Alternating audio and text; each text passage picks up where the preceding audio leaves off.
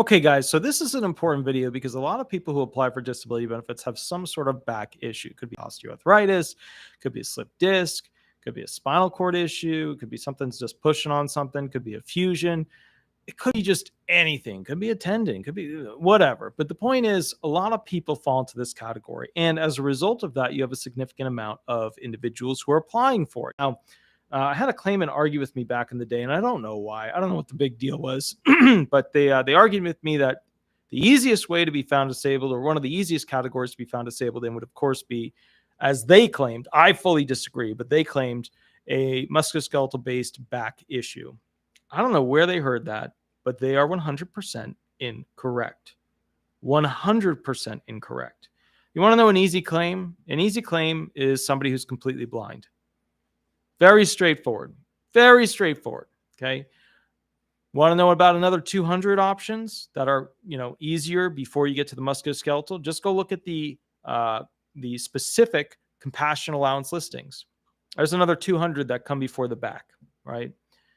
And I don't know what the guy did. He saw somebody who talked about it, and then he just went with it. And then he got into a fight with me over the phone. He's like, no, it's just, but whatever. Point is, though, a lot of people apply with back issues. Now, when they apply for back issues, they usually look for certain things at the SSA. They look for pain medication. They look for difficulty with doing at-home functional tasks. They look for certain accommodations that were given to you by your prior work.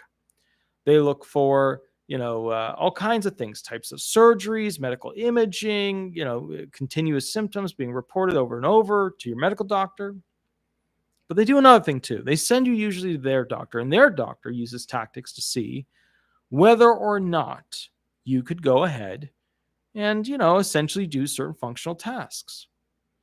When you arrive at the doctor's office on behalf of the SSA, what will usually happen is you will go ahead and, basically come in, have to sit down. They're looking at how well you can sit down, how well you can stand back up. The doctor will come to the door, or their assistant will say, hey, come on back. Cool. They let the door close behind them as they go. They expect you to open that door. They're watching you open that door. They're watching you walk down the hallway. They're watching you get up onto the bed. They're watching you moving your feet while you're on the bed. They're watching to see if you have a backpack, if you have some sort of additional things that you're carrying that are quite heavy, So the bottom line here is this. They are watching to see what functional things you are doing. Let's talk about specifically those items that they're looking for, so that if they go to try and investigate you, you're aware as to the physical movements that they're going to be looking for, so that you are fully aware of all the little things they might do with an investigator to try and entrap you into showing you being better than you actually are. They're going to be looking at your sitting abilities. How long can you sit? Do you have to change positions often? Do you have to cross your legs in a certain way? Do you lean forward? Do you lean back? Do you crunch over yourself? They're going to be looking at your standing abilities. How long can you stand? How long are you able to basically go ahead and stay on the 2 feet that you're on without having to shift positions with your weight to go ahead and sit down or lay down? Do you have any special shoes on? Are you there with basically a rollator, a crutch, a walker, 2 canes, anything like that? They're going to look at your walking ability. How far can you walk unassisted? How far can you walk assisted? How far can you walk basically with, special shoes on, special braces on, even terrain, uneven terrain, bending? They're going to look at essentially how you can bend, how you can move your body, how you can shape things and move things and do things. Climbing ramps and stairs. How many steps could you get up?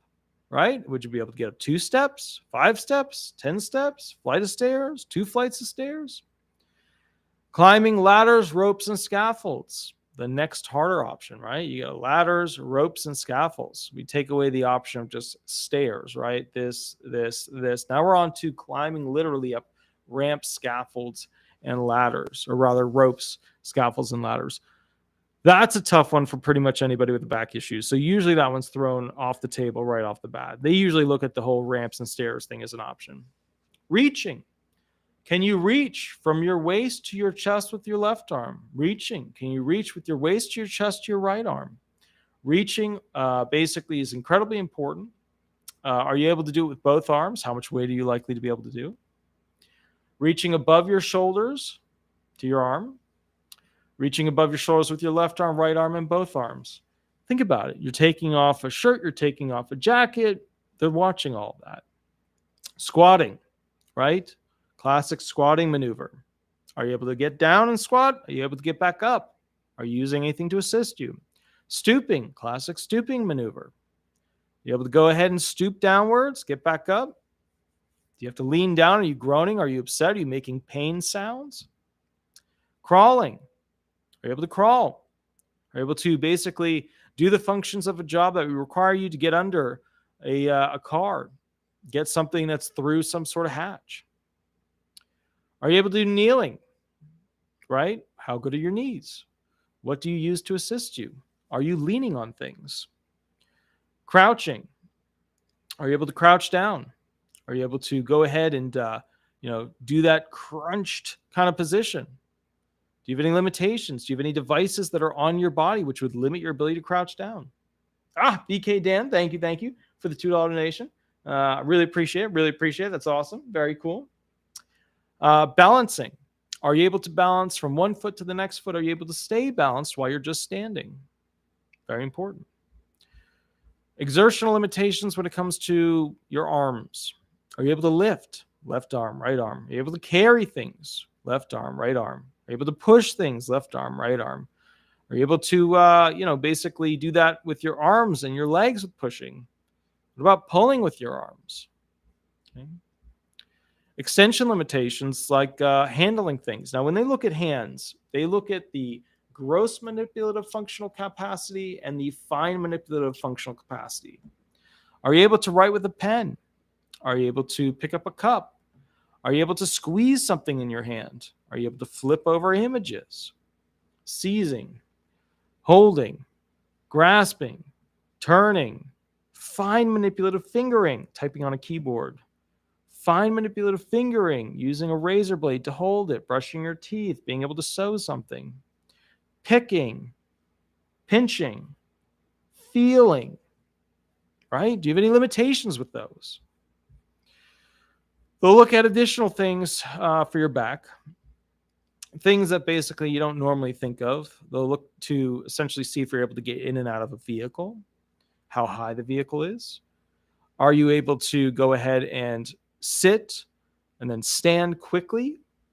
Are you able to go ahead and have somebody pull you forward or maneuver your body in a way that would not normally occur for somebody with a back issue? Are you able to go ahead and reach things very up high in the kitchen to pull out of some sort of cabinet? Are you able to push a vacuum backwards and forwards? Maybe a mop. Are you able to dust up high? Are you able to lift the groceries in and out of the basket? Are you able to put them away into the cabinets? Are you able to go ahead and get your laundry basket to the area where it needs to go ahead and empty the clothing, put it into the washer, empty it, put it into the dryer, empty it, fold it?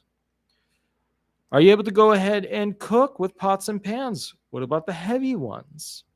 Are you able to go ahead and do basic functional things around the house to upkeep it? Maybe put a nail in. Maybe take a screw out. Maybe install something. They're looking at all the things that you might be able to do that show you have the capacity to do a physical thing that normally a back would restrict. And let me tell you, it's anything and everything. It's all over the place. If you go out there to cut a tree, obviously back issues are a concern to them. If you go out there and basically have dogs and you're walking your dogs, that puts a big issue in whether or not your back issues are truly severe. You get on a bicycle, same gig. So when an investigator looks at all these factors, they're trying to figure out, do I have the evidence to create a bullet point that the SSA could use to say that this person is not as severely as impaired as they claim they are? Now, why is this relevant? This is relevant because we did the prior video on essentially this claim which goes into their search, the SSA search of Wallen versus McMullen, who was the patrol officer. They went into her house. They looked at her wheelchair. They looked at the blankets on top of it. Now, the next video that we're going to be doing probably tomorrow is about your fourth, your rights to privacy. And it's actually, there's multiples, 14th, 4th, all that stuff. So you got multiple rights here that we're going to talk about. We're going to go through with this case what the person, the disabled person, did wrong. We're going to go through with this case what the police patrol officer did incorrectly. And then we're going to go through another video where we go through, consolidating it and summarizing what the judges said was okay, what was wrong, and what should not be done in the future. What's interesting about this claim is that this claim was unprecedented. There hadn't been pretty much case law on it. So as a result of that, we're going to go through it, which means that everybody who is, subscribed to this channel is going to be hyper educated on what these CDI units do. This is important because if you do not know the tricks that they use, patrol officer asking you to join them by their vehicle, which shows your ability to walk, which shows your ability to have balance, which shows your ability to interact with them, hold paperwork, turn folders over, be able to communicate with them intelligently. All of these things are used as bullet points against whether or not you are the disabled person that which you claim you are. We're going to get you hyper educated on it. Guys, I will catch you a little bit later. You have a wonderful, wonderful night. I'm going to go work on the house next door. I'm going to eat some food and then do that. Please remember to take care of your doggies and your cats. Please remember to be kind to yourself, and please be safe. I will catch you tomorrow, and we're going to go into deeper stuff with some little bit more difficult legalese, but I'll explain it in detail. Have a wonderful night, and I'll catch up with you guys a little bit later. Thanks so much, guys. Bye-bye. Bye-bye.